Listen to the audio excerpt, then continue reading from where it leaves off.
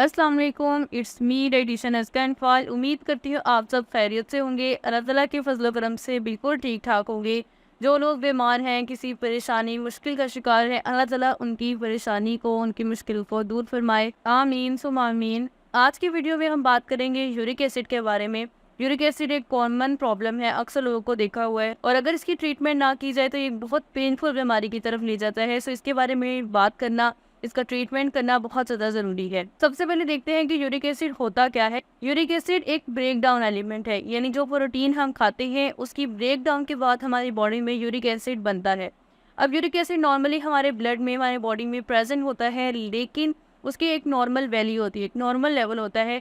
जैसे ही वो normal level से ज़्यादा होता है, हमारी बॉडी में मसले होना शुरू हो जाते हैं। क्यों? क्योंकि हमारी बॉडी से वो जो एक्स्ट्रा यूरिक एसिड है, जो यूरिक एसिड का लेवल ज़्यादा हुआ है, वो मसल्स की तरफ जाता है, मसल्स में जाकर स्टोर होता है, जिसकी वजह से जोड़ों में दर्द होने लग जाती है, हड्डियों में दर्द होने लग जाती है, जोड़ों में सूजन आ जाती है, इन्फ्लेमेशन हो जाती है। सो इसकी वजह से और बहुत सारे मसले हो सकते हैं। अब इसका लेवल ज़्यादा होता ही क्यों है? इसके दो रीजंस हो सकते हैं। एक ये कि हम ऐसी डाइट ले रही हैं, ऐसा खाना खा रही हैं जिसके नतीजे में ब्रेकडाउन की वजह से ये एलिमेंट यूरिक एसिड ज़्यादा बनना शुरू हो जाएगा। दूसरा ये कि यूरिक एसिड जो है वो हमारी बॉडी के अंदर जा रहा है नॉर्मल अमाउंट में, लेकिन वो हमारी बॉडी से एक्सक्रीट नहीं हो रहा, क्योंकि इसकी अमाउंट कुछ एक्सक्रीट आउट भी होती है। लेकिन किसी भी बीमारी की वजह से, किसी और मसले की वजह से अगर वो यूरिक एसिड हमारी बॉडी से वेस्ट नहीं हो रहा, हमारी बॉडी से बाहर नहीं निकल रहा, तो वो हमारी बॉडी में डिपॉजिट होना स्टार्ट हो जाएगा, जिसकी वजह से हमें यूरिक एसिड का मसला हो जाएगा। इसके सिम्टम्स की बात की जाए तो जोड़ों में दर्द है, जोड़ों में सूजन हो जाती है,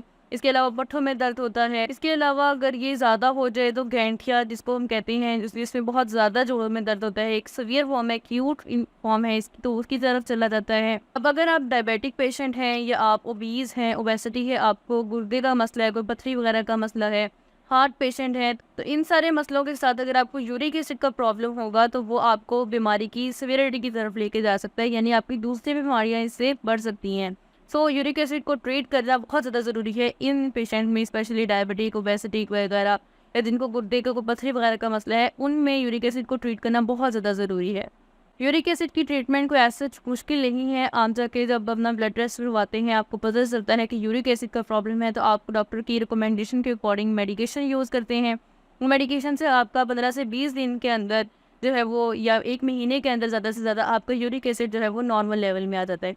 लेकिन वो मेडिकेशन से क्या होता है कि हमारा जो ब्लड के अंदर यूरिक एसिड मौजूद है वो कम होता है, वो नॉर्मल वैल्यू आती है उसकी, लेकिन जो हमारे मसल्स में जा चुका है वो आहिस्ता आहिस्ता कम होगा। और वो कैसे कम होगा? एक तो हम मेडिकेशन जब उसकी रेगुलर लेते रहेंगे, दूसरा जब हम अपनी डाइटरी मॉडिफिकेशन करेंगे। डाइटरी मॉडिफिकेशन से क्या होगा कि हम जो है वो परहेज़ करेंगे और हम बाहर से मज़ीद ऐसी खुराक नहीं खाएंगे जिसकी वजह से जो यूरिक एसिड का मसला है वो दोबारा से हो। अब हम देखते हैं कि हमें यूरिक एसिड को कम करने के लिए क्या चीज़ें नहीं खानी या क्या हमने करना है जिसकी वजह से हमारा यूरिक एसिड जो है वो ठीक होगा। सबसे पहले तो ये कि हमें पानी का बहुत ज़्यादा इस्तेमाल करना है, अच्छा खासा इस्तेमाल करना है। जितना हम पी रहे हैं उससे ज़्यादा, ताकि हमारी बॉडी में जो डिपॉजिट हुआ यूरिक एसिड है वो हमारे पानी पीने से, पानी के थ्रू हमारी बॉडी से फ्लश आउट हो सके, हमारी बॉडी से निकल सके। सो सबसे पहले ये पानी का इंटेक अच्छा करना है। सेकंड ये कि आपको जो बड़ा गोश्त है, बीफ और मटन, उससे बिल्कुल दूर रहना है, परहेज़ करना है उससे, क्योंकि वो आपके लिए बहुत ज़्यादा नुकसानदेह होगा। इसके अलावा जो ऑर्गन मीट है, उसका किडनी, लीवर वगैरह, वो तो बिल्कुल भी अवॉइड करना है, वो आपने बिल्कुल नहीं लेना। ना बीफ लेना है, ना मटन लेना है, और ना उनका ऑर्गन मीट यूज़ करना है। अगर बात की जाए चिकन की या सी फूड की, फ़िश वगैरह की, तो वो आप मॉडरेशन में यूज़ कर सकते हैं, यानी इत्तेदाल में रहकर आप उसे खा सकते हैं। उसकी भी ओवर कंजप्शन आपने नहीं करनी, क्योंकि वो भी हमारे लिए प्रोटीन है। अब अगर बात की जाए हमारे पास प्लांट प्रोटीन की, यानी कि दालों की और डिफरेंट किस्म के बीन्स की, चना वगैरह की, उसका क्या कहते हैं? तो रिसर्चेस जो हैं, पहले ये समझा जाता था कि प्लांट प्रोटीन भी हमारे लिए नुकसानदेह, यानी यूरिक एसिड पेशेंट वालों के लिए प्लांट प्रोटीन जो है वो भी नुकसानदेह है, उनको उससे भी परहेज़ करनी चाहिए। लेकिन अब रिसेंट रिसर्चेस जो हैं वो ये कहती है कि एनिमल प्रोटीन जितनी नुकसानदेह, उतनी आपके लिए प्लांट प्रोटीन नुकसानदेह नहीं है।